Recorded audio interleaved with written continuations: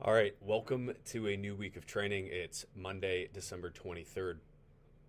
This is a holiday week for a lot of folks, so things might get shaken up. It might be a little different. I just want to tell you off the bat that missing a single day or even a full week of your training is not going to affect you in the long term. You're going to still make progress. You're going to still be fit. You're going to still be muscular. You will still be continuing to reach your goals. If you're consistent for most of the year, this 1 week is not going to make a huge difference. So if you eat more than normal, if you miss a day, don't beat yourself up. Enjoy the time that you're spending with your family or your friends or whatever you're doing, and don't overanalyze exactly what the program is. If that means that you can come in, you can only do one thing a day, great. Just do that one thing a day. You can choose whatever you want it to be, and that can be successful for you. That's what I do during these busy weeks.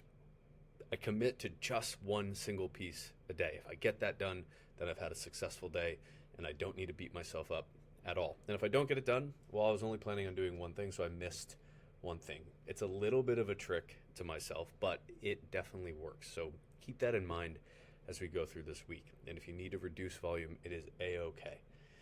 The theme of this week is we're transitioning into a new phase. We're ending out this phase. We're going to transition into a new phase. In that new phase, we'll do some testing on your lifts.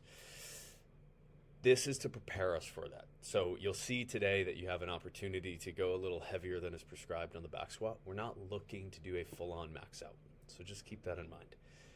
Your strength work today is snatches, a 9-minute EMOM. Bit of a different format than we've been doing. You'll be going a lot sooner, right? We've been resting a full 2 or 3 minutes, or I hope you have in between those. Today, you have about 50 seconds of rest, right?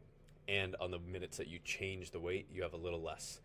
If you start to drop off in terms of how much focus and intention you can bring to each lift, meaning your technique starts to take a hit because of the timing, go ahead and take an extra minute of rest. So if you find yourself rushing through a lift because you're tired, take that next minute off and then go back like nothing ever happened. You can do that multiple times in this EMOM. It'll obviously make it longer than 9 minutes, but you will still only have 9 lifts, and we're concerned about those lifts being very solid.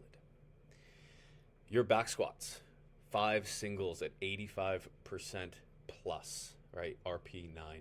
If you take 85%, it feels like RP 7. Well, great, you can go up.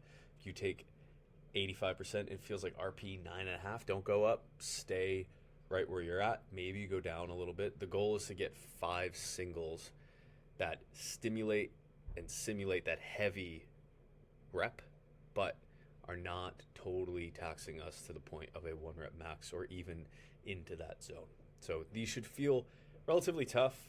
They should feel like you have to try on the weight, but they should not be so taxing that you're tired the next day. Once you finish, you've got your snatch pulls. Just a reminder, snatch pulls are technique work first. So worry about the load second. If you can't move this exactly as you would when you snatch, then we're missing the point of these a little bit.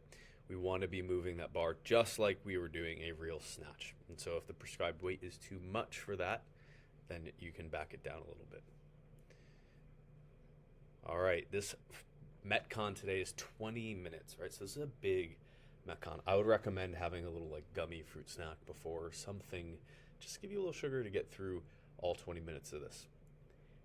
The format is fun. So it's 2, 4, 6, 8, 10, 12, so on and so forth, all the way up as you go through this power snatch, burpee pull-ups, shuttle run. These movements are going to get slow, right? So they're going to start kind of quick. You do 2 power snatch, easy. 2 burpee pull-ups, easy. 2 shuttle runs, easy. 4, 4, easy. And then 4 shuttle runs is already much longer, right? That's double the amount of time. And those are going to slow up kind of as you go through, right? So keep that in mind that the first couple sets of this are going to feel pretty quick, and you're going to feel pretty good because the set size is never that big. But as you get deeper into these 20 minutes, that set size is going to get really big. And what happens with that is you start to not only go slower because it's bigger, you're now fatigued a little bit. And because that set size is bigger, it necessitates that you go just a bit slower on your cycle speed, right? You can't cycle them the same way you would if you only have 4 reps or 8 reps or 6 when you're in the 12 all the way out. If we're getting way up there in this workout, 16, 18, 20, You can't cycle them at the same rate, even if you're equal, right? Like you are just as tired at those both points. You can't cycle at the same speed. So this workout's going to slow down a whole lot after you cross that 10-minute mark and probably before.